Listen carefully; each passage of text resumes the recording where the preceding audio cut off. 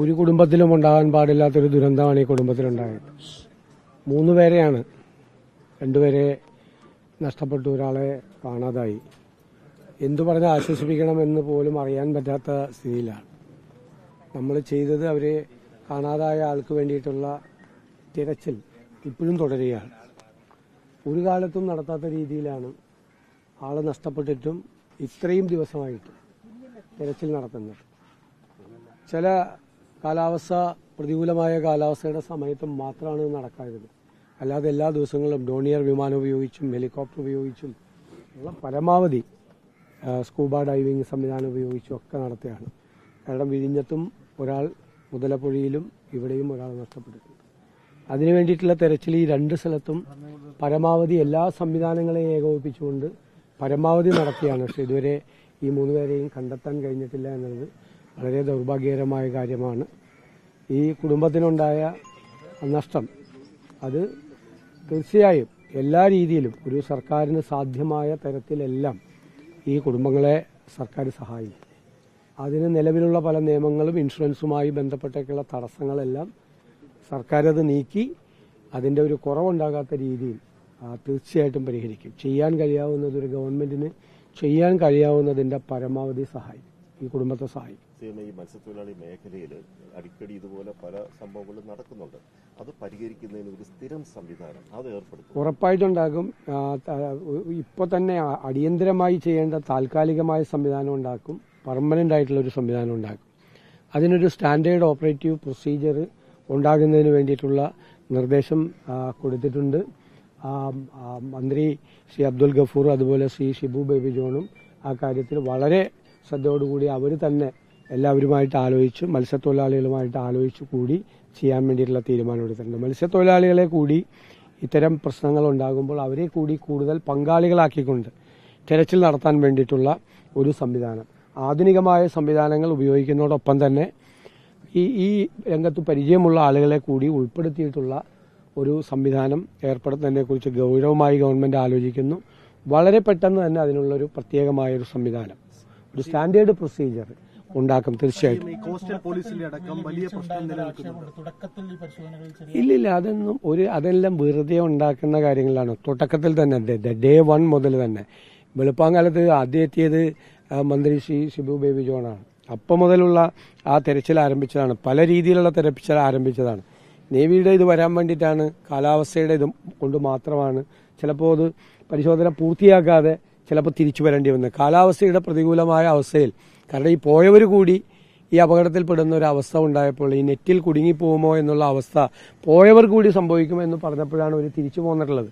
അല്ലാതെ ഒരു ഘട്ടത്തിലും അതിനെ നിസ്സാരമാക്കി കണ്ടിട്ടില്ല. ഞാൻ പറഞ്ഞല്ലോ, ഈ നമ്മുടെ സമീപകാല ചരിത്രത്തിൽ ഒരിടത്തും നടത്താത്ത തരത്തിലുള്ള തെരച്ചിലാണ് ഇത്രയും ദിവസമായിട്ട് നടത്തിക്കൊണ്ടിരിക്കുന്നത്. ഒരിക്കലും നടക്കാത്ത രീതി ഉള്ള നമ്മുടെ കോസ്റ്റൽ പോലീസിന് മതിയായ സംവിധാനങ്ങൾ ഇപ്പോഴും ഇല്ല. നമ്മുടെ ഉദ്യോഗസ്ഥർക്ക് കടലിൽ പോകാൻ പറ്റുന്നില്ല. അതിനുള്ള പരിഹാരം തീർച്ചയായിട്ടും ഉണ്ടാക്കുന്നതിനെ കുറിച്ച് ഞാൻ പറഞ്ഞല്ലോ, സ്റ്റാൻഡേർഡ് ഓപ്പറേറ്റീവ് പ്രൊസീജിയർ ഉണ്ടാകുമ്പോൾ കോസ്റ്റ് ഗാർഡിനെ സംബന്ധിച്ച്, കോസ്റ്റൽ പോലീസിനെ സംബന്ധിച്ച് കുറെ കൂടി എക്യുപ്പ് ചെയ്യാൻ വേണ്ടിയിട്ടുള്ള, അതാണ് ഞാൻ പറഞ്ഞത്, പ്രാദേശികമായിട്ടുള്ള മത്സ്യത്തൊഴിലാളികളായിട്ടുള്ള ആളുകളെ, പരിചയസമ്പന്നരായ ആളുകളെ കൂടി ഉൾപ്പെടുത്തിക്കൊണ്ടുള്ള ഒരു സംവിധാനത്തെക്കുറിച്ചാണ് ഗവൺമെന്റ് ഗൗരവതരമായിട്ടും ആലോചിക്കുന്നത്. അവർക്ക് വേണ്ട അടിയന്തരമായ മറ്റ് കാര്യങ്ങൾ കൂടി എത്രയും പെട്ടെന്ന് ഏർപ്പെടുത്തും. ഞാൻ ഈ സ്റ്റാൻഡേർഡ് ഓപ്പറേറ്റീവ് പ്രൊസീജിയർ എന്ന് പറഞ്ഞത് എല്ലാം വരും. കോസ്റ്റൽ പോലീസ് വരും, കോസ്റ്റ് ഗാർഡിന്റെ കാര്യം വരും, അതിന്റെ കോർഡിനേഷൻ വരും. ഒരു വിവരം കിട്ടിയാൽ അടുത്ത മിനിറ്റ് മുതൽ എന്ത് ചെയ്യണം, ജില്ലാ അഡ്മിനിസ്ട്രേഷൻ എന്ത് ചെയ്യും, കോസ്റ്റൽ പോലീസ് എന്ത് ചെയ്യും, നിർദ്ദേശങ്ങൾ കൊടുക്കേണ്ടത് ആരെല്ലാമാണ്, ഓരോരുത്തരുടെയും ഉത്തരവാദിത്വം എന്താണ്, പരമാവധി ഒരു ജനകീയ പങ്കാളിത്തത്തോടു കൂടി തന്നെ തെരച്ചിൽ നടത്താൻ വേണ്ടിയിട്ട് എല്ലാ ആധുനികമായ സംവിധാനങ്ങളും ഉപയോഗിച്ചുകൊണ്ടും, പക്ഷെ പ്രാചീനമായ അറിവുകൾ ഇക്കാര്യത്തിൽ വളരെ പ്രധാനപ്പെട്ടതാണ്. പഴയ കാലത്തുള്ള അറിവുകൾ കൂടി പ്രധാനപ്പെട്ട, അതിനെ രണ്ടും സംയോജിപ്പിച്ചുകൊണ്ടുള്ള ഒരു സംവിധാനം തീർച്ചയായിട്ടും. കോസ്റ്റൽ പോലീസിനെ സംബന്ധിച്ച് ഇവർ ഉന്നയിക്കുന്ന ഒരു പരാതി, ഈ കടലിനെ അറിയാത്ത കുറേ ഉദ്യോഗസ്ഥർ കോസ്റ്റൽ പോലീസിലുണ്ട്. അത് അവരുടെ പ്രശ്നമല്ല, പക്ഷെ നമ്മൾ ഈ സംവിധാനം വഴി തിരഞ്ഞെടുക്കപ്പെട്ട് PSC വഴി തിരഞ്ഞെടുക്കപ്പെടുമ്പോൾ കടലിനെ മനസ്സിലാവുന്നില്ല. വർഷങ്ങളായിട്ടുള്ള ഒരു സംവിധാനം. ഞാൻ അതുകൊണ്ടാണ് പ്രാചീനമായ അറിവിനെ കൂടി അതുമായിട്ട് സംയോജിപ്പിച്ച് മത്സ്യത്തൊഴിലാളികളുടെ ഒരു പങ്കാളിത്തം കൂടി അതിലുണ്ടാകുന്ന രീതിയിൽ ഞങ്ങളതിനെ പരിഷ്കരിക്കാനാണ് ആഗ്രഹിക്കുന്നത്. താങ്കൾ പറഞ്ഞ ഒരു കാര്യം വളരെ പ്രധാനപ്പെട്ട ഒരു പരാതിയായി ഇതിനു മുൻപ് ഉയർന്നു വന്നിട്ടുള്ള ഒരു വിഷയമാണ്. അപ്പോൾ ഇത് അത് ഇനി അത് നമുക്ക് ആവർത്തിക്കാൻ പാടില്ല. അത് ഗൗരവതരമായി നമ്മളത് പരിശോധിച്ച് അതിനുള്ള നടപടികൾ സ്വീകരിക്കും.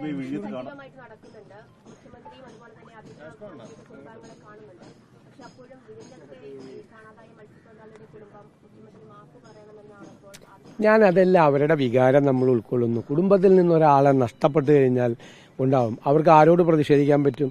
അവിടെ നിൽക്കുന്നവരോട് പ്രതിഷേധിക്കാൻ പറ്റില്ലല്ലോ. ഭരണകൂടത്തോടല്ലേ പ്രതിഷേധിക്കാൻ പറ്റുള്ളൂ. അവരുടെ സങ്കടം പങ്കുവയ്ക്കാൻ പറ്റുള്ളൂ. അതൊക്കെ ആ അർത്ഥത്തിലാണ് എടുക്കുന്നത്. അല്ലാതെ അവരെ ശത്രുക്കളായിട്ട് കാണുമല്ല. കുടുംബത്തിൽ ഒരാളെ നഷ്ടപ്പെട്ടു കഴിഞ്ഞാൽ ചിലപ്പോൾ ദേഷ്യം വരും, അമർഷം ഉണ്ടാവും, പ്രതിഷേധം ഉണ്ടാവും. അത് ഭരണകൂടത്തോടാണ്. ഇപ്പൊ മുഖ്യമന്ത്രി ഭരണകൂടത്തെ പ്രതിനിധാനം ചെയ്ത് നിൽക്കുന്ന ഒരാളാണ്. മുഖ്യമന്ത്രിയല്ലേ വിമർശിക്കേണ്ടത്.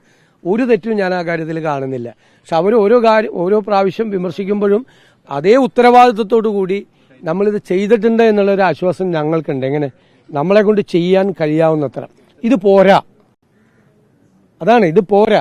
ഞങ്ങളെല്ലാം എല്ലാ ദിവസവും 2-3 മണിക്കൂർ ഇടവിട്ട് ഇക്കാര്യങ്ങൾ വിലയിരുത്തിക്കൊണ്ടിരിക്കുകയാണ്.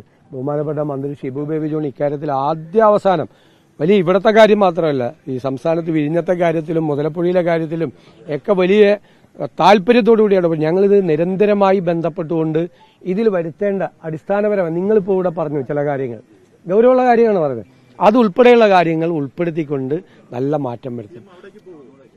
അല്ല, പോകും, തീർച്ചയായിട്ടും നമുക്ക് പോവാൻ എല്ലായിടത്തും. ഇപ്പോൾ അവിടെ നമ്മുടെ മന്ത്രി CP ജോൺ പോയി, ശ്രീ ഷിബു ബേബി ജോൺ പോയി, അവിടെ എല്ലാവരും പോയി.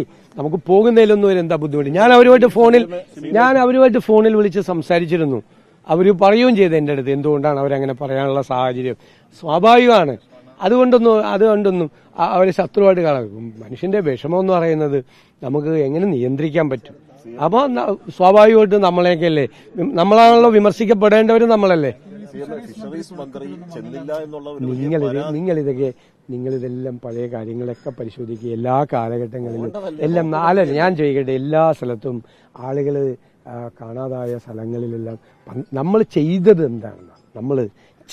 എന്താണെന്നുള്ളത് വിലയിരുത്തും. ഞാനതാണ് പറയുന്നത്. ഒരു കാലത്തും ചെയ്യാത്ത തരത്തിലുള്ള ശ്രദ്ധ ചെലുത്തിയിട്ടാണ് അക്കാര്യത്തിൽ ജില്ലാ ഭരണകൂടവും ജില്ലാ കളക്ടറേയും ഉൾപ്പെടെയുള്ള ആളുകളുടെ ഞാൻ അക്കാര്യത്തിൽ അവർ എല്ലാം പൂർണ്ണമായി ഇതിൽ ഏകീകരിച്ചുകൊണ്ട് ഏകാഗ്രത പുലർത്തിക്കൊണ്ട് അത് ചെയ്തു. പിന്നെ നമുക്ക് ഇത്തരം കാര്യങ്ങൾ ഉണ്ടാകുമ്പോൾ അവിടെ എത്തിയില്ല ചില ഇതൊക്കെ നമുക്ക് പറയാം. അതല്ലല്ലോ വേണ്ടത്.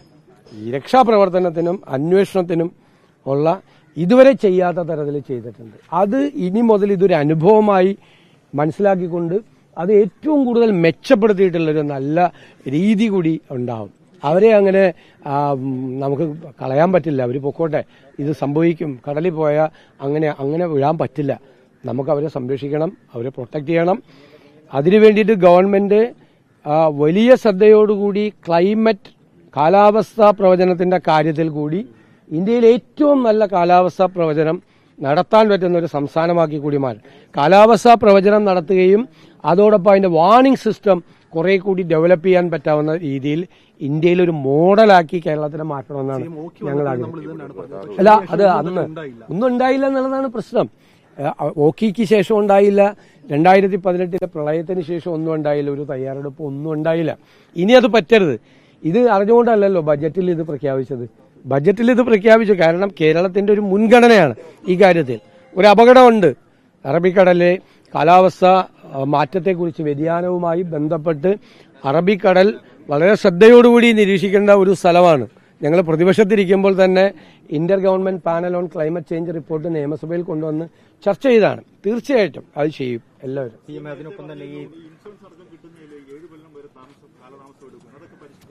ഉറപ്പായിട്ട് പരിഷ്കരിക്കും. അതെല്ലാം കാരണം ആ കുടുംബങ്ങളെ സഹായിക്കുകയാണ്.